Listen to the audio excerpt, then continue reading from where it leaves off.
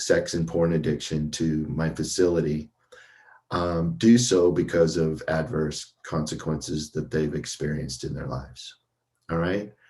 And they're often asked, why didn't you know that doing what you were doing was going to cause a great deal of pain or cause you to lose your job and all those types of things? And the true response, not excuse, is that when people are searching for sexual activity, the prefrontal cortex is not active. So basically what's happening is that part of the brain shuts off, and then all of a sudden people are making decisions from the subcortical part of the brain to get the desired effect, but there's no consequence in their thought process because the subcortical brains can't see consequence. They can just react. So people are making decisions without the use of the thinking brain. All right. And that's why people make poor decisions. All right. So basically, dopamine, what we're talking about here, and this is what I want to focus on the most because that's the most researched chemical as far as addictive behavior, is a pleasure chemical, but it's also a learning chemical. All right. So once it provides the pleasure, the brain records this and learns this. All right. And what it is doing that for is so that they can achieve the same response later on. All right. Now, this isn't a conscious thought. This isn't a conscious behavior where people are like, oh, well, that gave me a lot of dopamine, so I'm going to do that again. The brain just automatically does this and records it and starts pointing the path or wiring the brain towards seeking the same reward over and over again. But the brain at this time is also churning out serotonin after orgasm. And this hormone is known to promote good mood and relaxation. So think of a person who's disconnected, they're stuck in their condo, flat house, whatever, tightly shut down during the pandemic. They can't get out, they can't socialize, those types of things. They're experiencing a large amount of stress. And all of a sudden, they find a way to find pleasure and then have a mood change and relaxation. So they're dealing with their stress in a way that absolutely deals with stress, but they're using a system that's not designed for that benefit. So when these people have this sense of calm and well-being, of course, they're going to return to this time and time and time again because, it works. The problem is it only works momentarily. It doesn't work for long periods of time. So we will re-experience that stress, and then we have to return to the behavior to relieve the stress. So when we're talking about addiction, I want to talk about the hallmarks of addiction. And what that means is that people who can be classified as having an addiction is they use the behavior over longer periods of time or with more frequency. And what this means is that people aren't going to know when to stop. All right. So when they sit down to do something, basically they're not going to be able to limit the time that they're doing it. And they're going to just continue to keep doing this. Okay. So they're going to try to stop or limit the use of this behavior. And what that goes to is that people are going to say, okay, enough's enough. I have a problem here and I need to get this under control. But they find out they can't stop. All right. And this is the big one because most people go, oh, I can stop anytime, but they can't. And they return to it. They find an excuse to return to the behavior. Another hallmark is people have experienced consequences from the behavior. And what this means is maybe their partner, their spouse, or someone that they're very close to was hurt to discover, hey, you're supposed to be being intimate with me, but you're sitting here watching pornography and possibly masturbating when you should be with me. And this isn't, trying to be sex negative. It's just about it. These behaviors cause harm. They also cause harm to oneself. And that's what people don't usually look at. Most addicts say, I'm not hurting anybody but myself. Well, that's not true, but they never really look at how they're also harming themselves. There's physical injury, oftentimes. There's definitely low self-esteem associated with pornography use. There's guilt, there's shame, there's all kinds of internal consequences that are going on from using a system in our body that's not designed to be used in that way. It's just automatic. And then finally, when people try to stop or they attempt to stop, they experience the symptoms of physical or psychological withdrawal. And that's the big kicker, right? So when I look at the disconnection as a gateway to addiction, I use this little chart here and I say, look, we're disconnected, and then our autonomic nervous system needs regulation. How we perceive ourselves, how we feel safe in the environment, those types of things becomes dysregulated, right? It also it provides this feeling of unmet attachment needs, because what we're doing is we're trying to get that connection back, but we're doing it in a way that isn't really producing connection, right? And then what we're doing after this disconnection, we start using this as a primary method to cope with the problems, the pain, the struggle in our lives. After we start using it for a period of time, we rely on it. After we rely on it for a long period of time, sometimes it's a short period of time in people, the brain changes in such a way that now it's an addiction. All right. So we're wired to connect. I already said this. And when disconnection occurs, our autonomic nervous system, the system inside of our brain that tells us if we're safe or not, experiences a threat. And this is what I call autonomic dysregulation, right? There's some threat out there that I have to face, all right? So what the brain's going to automatically do when it experiences a threat is it's going to go into its defense mechanism. And our brain's defense mechanism is our sympathetic and, the dorsal parasympathetic system, which is our fight, flight, and freeze response. So when we're disconnected, we're going to experience fear, anxiety, sometimes worry, panic, a lot of stress, or we're going to get angry, irritable. We could rage. We just have this feeling that just life isn't that good. Or oftentimes we can go into depression, loneliness, sadness, isolation. All of these are pain, right? So like Gabor Mate said, he doesn't care what your addiction is. He's interested in your pain. And our pain, when we're talking about here, is the disconnection. It's our inability to connect when we're wired to connect, right? So without social engagement, without being able to interact with other people, what we're doing is we're relying on ourselves to meet our needs. But when we're doing this, our need for attachment and bonding with other people goes unmet. All right.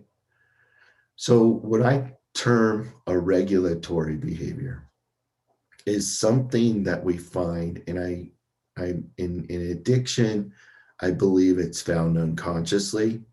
I don't think in anybody in addiction, maybe later on in the stage, they can say things like, oh, I need a drink to steady my nerves, right? But the automatic attempt to stabilize dysregulation that I just talked about, this automatic attempt that we go to every time we experience, one of these, the fight, flight, or freeze. So we're going to go there automatically. It's not conscious anymore. It's just happens. And then what we're also trying to do in these behaviors is we're trying to meet the missing attachment needs that we're not getting with other people. All right. And I can explain this here in a minute, but we're also looking at a regulatory behavior as something that provides a chemical relief. All right. When we start relying on a regulatory behavior, what we're doing is we're attempting to meet these unmet needs like validation, connection. We need a sense of power, sense of control. We want to reduce the feelings of our powerlessness. I misspelled lesson. I apologize. Lessen our loneliness. And in these behaviors, when we're interacting, is what's going on when we're using compulsive sex, whether it be with other people who aren't our partners, or we're using pornography. We're getting the experience of pseudo intimacy. We're getting the experience of pseudo connection of these types of things. And because how this occurs is the brain can't distinguish between 2 and 3D. So what that means is when someone's interacting with pornography, their brain doesn't know they're not interacting with the real person. And it's downloading and firing in a way that it's exactly the same as if this were a real sexual experience. And that's problematic because it's not. And if a person does this and they rely on this to meet their needs, they're going to end up a very empty, desperate, lonely person. So the behaviors that they're using to combat these feelings in the first place, what they're doing is just creating deeper and deeper problems and larger needs, because the real needs are going unmet. Particularly, with pornography, it's easy, but it can be also with compulsive sex, prostitutes, massage parlors, strip clubs, these things, right? The brain can use the fantasy and delusion, and the user will feel as if his or her deepest needs are being met. And this creates the need for continued use to keep fantasy or delusion alive. Think about it, right? If you are lonely and you are fantasizing that you're involved with the porn actor, or you're involved with the stripper or the prostitute or whatever, that's just a fantasy. It's not real connection, right? But it gives the person a temporary feeling that they are getting their connection needs met when they're not. And of course, people are relying on this for the great amount of pleasure it brings. So why do people turn to sexual behaviors? Well, in my research and in my model, what we're looking at is people turn to sexual behaviors as a primary coping mechanism. And this starts early in our developmental process. And the reason we do it is we're dealing with developmental and attachment trauma. All right. So basically, what we're doing is we're soothing a system that never had the ability to properly form. And when that happens, we have to start meeting our own needs. All right. We turn to sexual behavior because of disconnection. And we then find a way to regulate the painful effects of isolation, loneliness, depression, and anxiety. So if you can think about it, right, when I showed the slide previously about the fight, flight, and freeze, all right, the defense system, all right. So when we're disconnected, the defense system goes online, all right. And look at these. These are all in that defense system. Isolation and loneliness, depression, that's in that the dorsal parasympathetic branch. Anxiety, rage, fear, worry, those are all in the sympathetic branch, right? So we're trying to regulate this. And once neurophysiological and neurobiological changes occur in the sexual behavior, is now needed instead of wanted. So using this reward system over and over is going to change the reward system. High intensity sexual behaviors absolutely change our brains. So we know that both substance and process behavioral addictions occur because of the changes in the brain. Changes the way our neurophysiology and neurobiology works through a process called downregulation. And I'm going to explain that really quick, okay? So if we're here, and this is what normal neurotransmission looks like, all right? We have a presynaptic neuron and a postsynaptic neuron down here. This is what's called the synaptic gap. And on the postsynaptic neuron, we have receptor sites.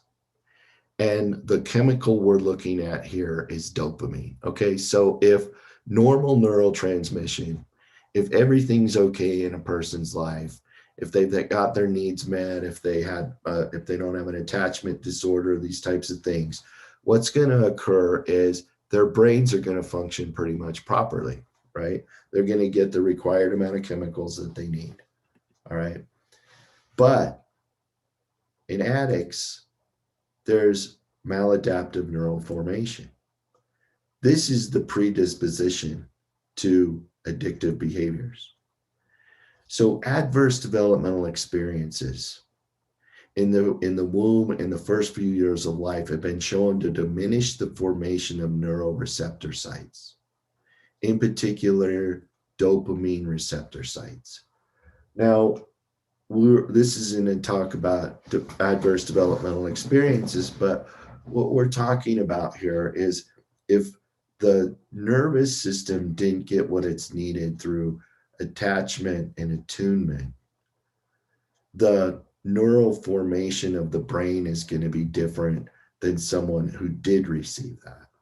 All right. So think about it, right? We're born, or we lose, we don't develop the same amount of dopamine receptors that a person who didn't have the adverse developmental experience has. And from there, what are we going to do?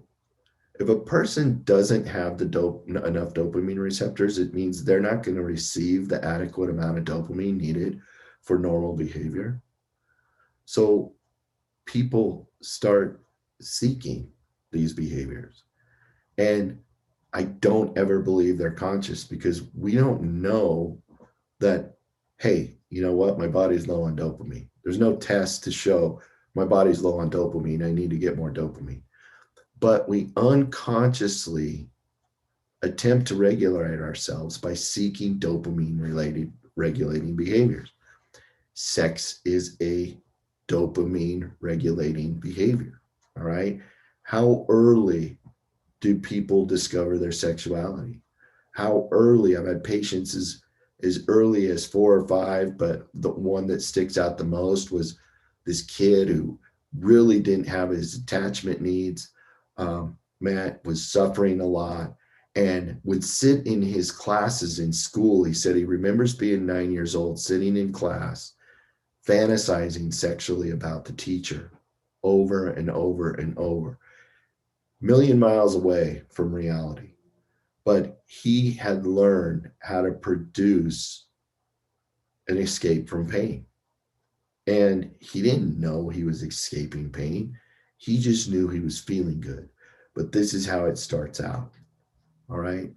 Now we bring in these high intensity regulatory behaviors: pornography, chronic masturbation, compulsive sexual behaviors.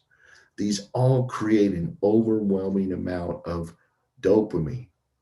And this high intensity amount of dopamine is going to basically damage the receptor sites that people do have, right? So when we talk about damage, what we're talking about is that the brain's really smart, right? And it's being flooded by something, and it has to regulate the amount of dopamine that's occurring. So what it's going to do is it's going to start shutting down more receptor sites on the postsynaptic neuron. And it does so to protect itself. It said, whoa, we're getting way too much. Let's shut some down so we're not getting this much. So it closes our dopamine receptors while simultaneously diminishing the production of normal amounts of dopamine. Do you see where this is headed? All right. Because when we don't have enough to begin with, now we have fewer dopamine receptors. We're not getting that high. We're not getting that jolt. We're not getting the regulation we need.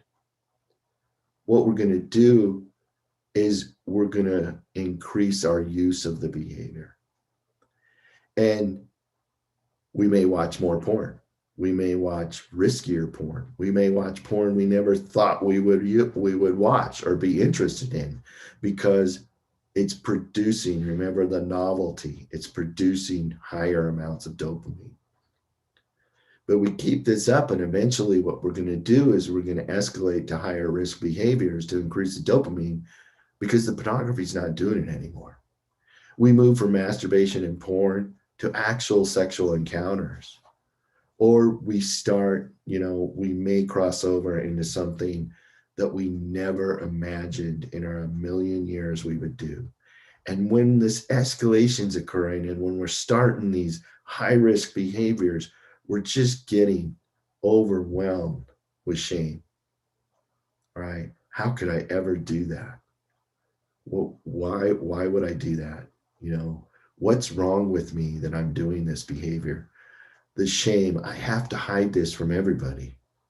I can't let anybody know that this is occurring in my life, or they would kick me out of their life, right?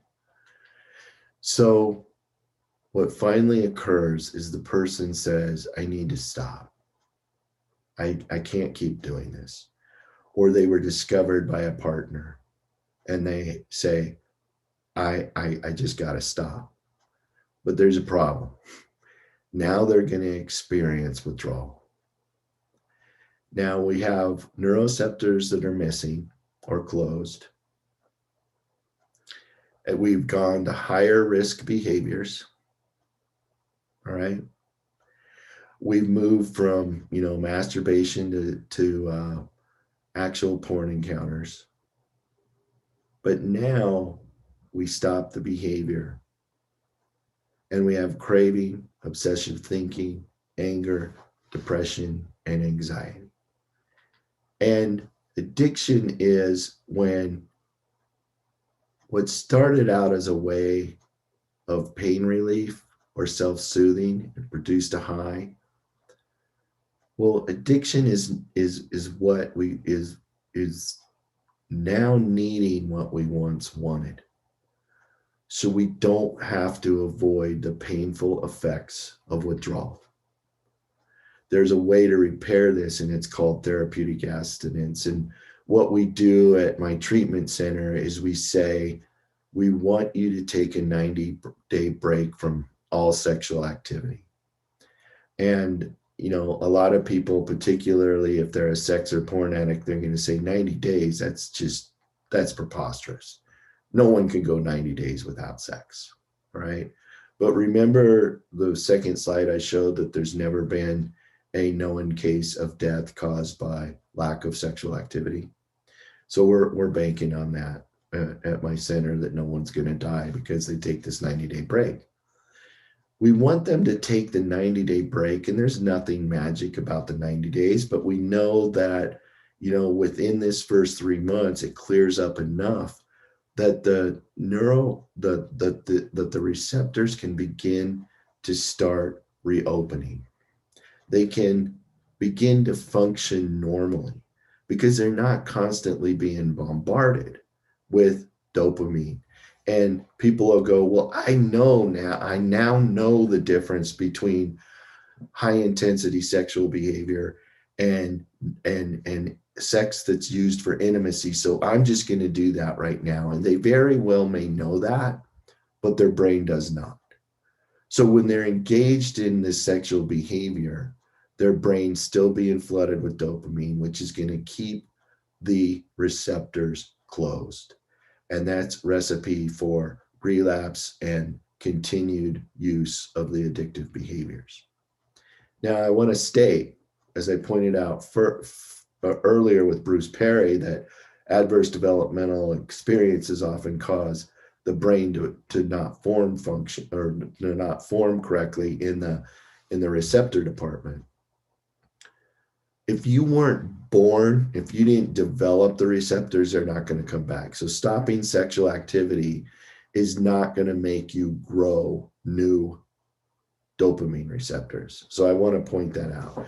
You're just in this therapeutic abstinence period. What you're really doing is you're allowing your brain to heal. That's basically all we're doing in the therapeutic abstinence. All right. So we've gone from a pleasure to a need. We discover the behavior, and our hippocampus remembers this adaptive strategy to deal with stress and pain. Then we go into our regular use. So we do these behaviors when we want periodic mood and psychological regulation. But then after a certain period of time, we start using compulsion. And it's near or daily use as a primary coping mechanism. This can be seen in people who are, using masturbation to sleep. Remember that oxytocin, it gives you a feeling of well-being and comfort and all those types of things. And people are using it now, using a reward circuitry for something it wasn't intended to do. And then addictive use is we have to use it, or we experience painful withdrawal. All right. So stages of sex and porn addiction, as we see it at the center that I work, that I created, and the people that are working there use, is that we look at addiction as an initial use to escape pain. All right. That's all the person's doing.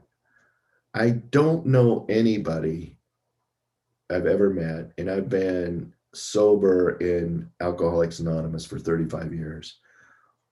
I've never met anybody that said, I took the first drink because I wanted to be an alcoholic. Okay, that wasn't the goal. The goal at the time was fun. It was trying something new. But what that person experienced, maybe for the first time in their life, was a feeling that they somehow were connected to the world. And all of a sudden, they weren't experiencing this pain that they had previously lived in. All right. So that's how that starts. And then we start using it because the brain has recorded this pleasurable experience. And it's going to automatically, of course, seek similar experiences that create this sense of euphoria. This is where we start getting into the people when they're starting to go the addictive route, rather than the people who have not, don't fully become addicts. And that's when someone starts using this behavior to compulsively rely on as a go-to mechanism. I had a client who told me he discovered masturbation about 14 or 15. Very tumultuous high school experience. He would come home every day and masturbate to deal with the stress. He didn't know he was coming home to masturbate to deal with the stress. He knew when he got home and masturbated, he was going to feel better from the stress that occurred during the day. So he started compulsively using this. He used it long enough that the brain's reward pathway changed through that process I just showed you called down regulation. Turns out years later, it progressed into a full-blown sex addiction where he's seeing prostitutes, massage parlors, experienced great consequences because of his behaviors, but he wasn't able to stop. And when he would try to stop, all the stress and all the unsolved pain that kept building and building that he kept pushing away through masturbation in his high school years came to the surface, and he finally had to deal with it. But he was trying to escape that pain. And in trying to escape the pain, it just got greater and greater and greater. It grew. All right. And the result of stopping, we now have a chemical deficit. Psychological pain resumes, like this guy's pain resumed, anxiety, depression, thoughts of self-harm. Physical symptoms include insomnia. People move to other addictions, right?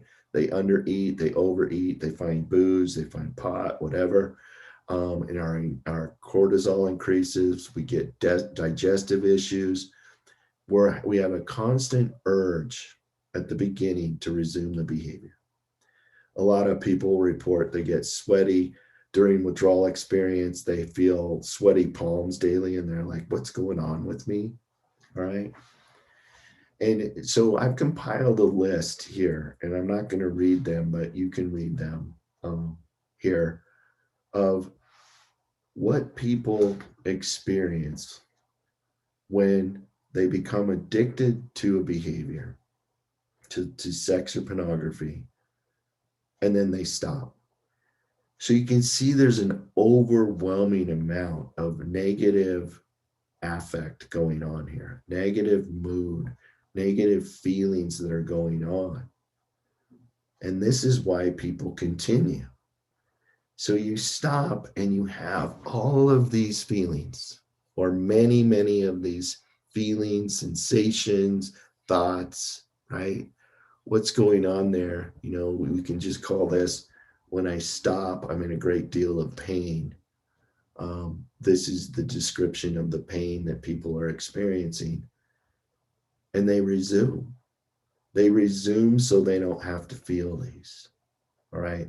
This is when people are most vulnerable to relapse, because all of these emotions that they've tried to not feel for years and years are at the surface. It's terrifying. It's overwhelming.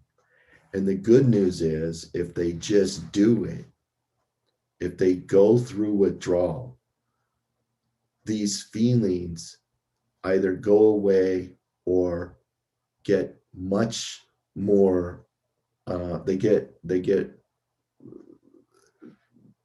ease a tremendous amount, right? And a person can then start getting back into their body and functioning, and it's such a great feeling at that time, because they're like, I'm not using that coping mechanism anymore, and I feel good. That's a miracle. All right.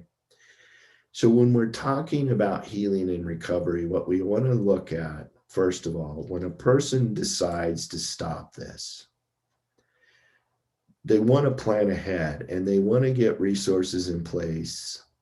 They want to know the symptoms of withdrawal, because that helps. They're like, oh, I'm in withdrawal. Okay, I can handle this, right? But they need a ton of self-care, and self-care in a way that's not the old ways of coping, right? It's finding people, it's connection with others, it's support, it's taking care of self, it's connecting with ourselves, right? That's self-care. people with this addiction have to stop. And the old phrase is called cold turkey. Um, you can't decrease the use, right? You have to stop the behavior, just like with alcohol and drugs. I can't switch from vodka to beer and expect much change to occur. I can't switch from cocaine to pot and expect change to occur. So this means I can't change from high intensity sexual behavior to, watching porn every now and then, and expect myself to heal. All right. So what we're looking at here is this period of time, this abstinence, where we're really learning the difference between unhealthy sex and healthy sex. And if people can't do that after a period of time, if they find themselves keep returning to these behaviors, they have to seek treatment because they can't stop on their own. And that's where people come to my treatment center or other treatment centers, that they just need that additional support. They're really serious about this. They've been honest with themselves and said, "Hey, I can't do this on my own anymore." And they finally get vulnerable. They have a tremendous amount of courage. They let other people in and they start getting help. And one of the biggest things too is, since, this phrase out there that connection is the cure of addiction, support groups are incredibly important, whether they be therapeutic support groups or they are groups like 12-step support groups, where people can be with other people of the same issue and talk openly about their struggles without having to have fear of judgment. All right. So I want to end it there. I know I went a little long and we have about 5 minutes left, but I want to take time to see if we have any questions. Right. We had so many people trying to get in, and we maxed our Zoom webinar license, so we've been streaming on YouTube, Dr. Barta. Excellent. Love that. So a couple came in during the 90 days of abstinence. Does mental thoughts, fantasy count as sexual activity, and how do you help folks catch and stop those activities? Can you read that first part again? During the 90 days of abstinence, do mental thoughts, fantasy count as sexual activity? And that's going to be a tough. I can't imagine how you could. Well, the problem with that is it's just that, we're gonna continue to have sexual thoughts because we can't control our mind. What we do with the sexual thoughts are the difference. All right. So when I am, hold on a minute, just a second, okay? I'm sorry. Okay. Hey everybody, while Dr. Barta steps out for a second, this has been recorded and will be posted to the beginagain.institute.com website shortly afterwards. This is the joy of broadcasting from home. With little ones around. And I apologize for that. But basically, sexual thoughts are going to occur. They're going to continue to occur. And that's part of that urge. That's part of this. What we do with the sexual parts is the biggest problem, the biggest key. All right. We don't go into fantasy. We have to stop ourselves from going into fantasy. We're going to have the sexual thoughts. We got to do techniques like SAA uses, is we're like doing, the 3-second rule. I go 1, 2, 3, change behavior, right? Change thought. We have to become aware we're having these thoughts, because what the fantasy is going to do is it's going to elicit the dopamine again. All right.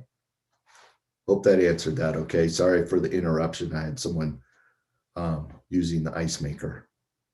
That's okay. So you talk about, we're just talking about the brain. You've impacted that in a great way, and so many comments coming in talking about thank you so much. Is there a way to increase dopamine naturally? Of course. So dopamine is a learning chemical, first and foremost. And I know I'm a dopamine addict because I love to learn. I spent a total of 29 years in school. Okay. I didn't know why, but I love learning new things. So learning, trying new behaviors, do things like this, these are all okay, right? There's natural ways to increase dopamine that don't require the sexual reward circuitry. Okay. Hope that. Go ahead. Thank you for that. Okay, we have about 3 minutes left in this broadcast. And by the way, if you're interested in more, let us know.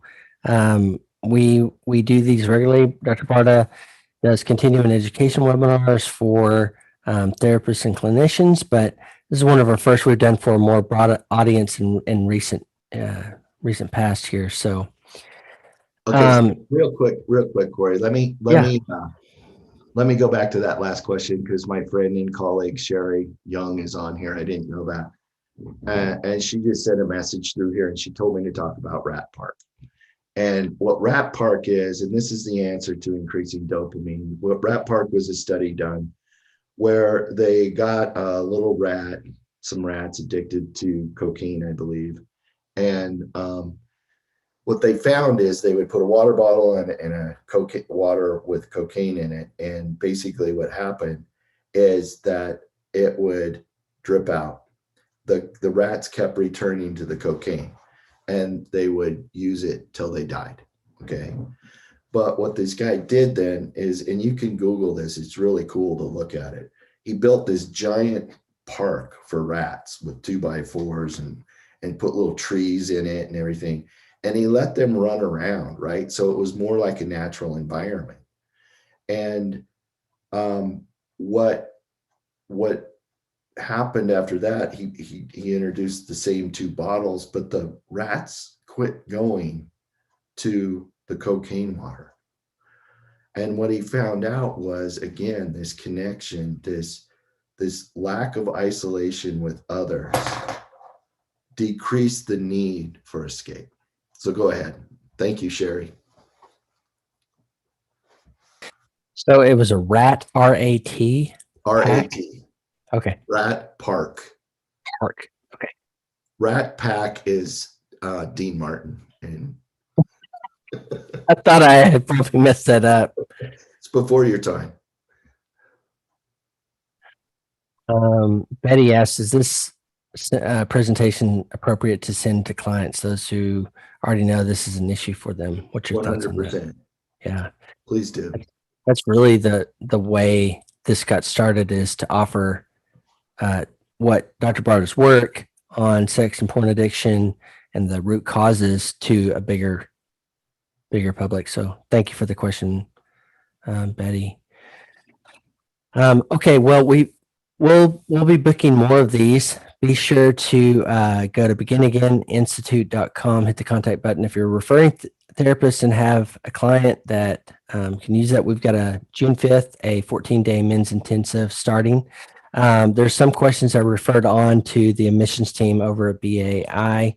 Dr. Barta, any final thoughts? Thank you so much again for sharing all of your work and what you're doing for the world. But any final thoughts before we say goodbye? It's just such a pleasure to be able to do these things and share these experiences. And just, you guys keep up this work. You know, we need to reduce the stigma around this. People keep saying, oh, this isn't happening, or this isn't a real problem. And it is a very, very big problem. And in particular, what I really worry about are the kids and the teens these days who have access to this and the way it's going to change their brains, how fast they can become and use this as a way and not ever learn or be able to have a healthy, fulfilling relationship. So get the word out there. Absolutely. Thanks, Dr. Barta, and thank you everyone for being here today. We'll be posting more of these. If you're not subscribed to the beginagain.institute.com updates, please do so by heading over to beginagain.institute.com. And thanks, Dr. Barta, again. Thanks, everybody. Have a great weekend. Thank you, brother.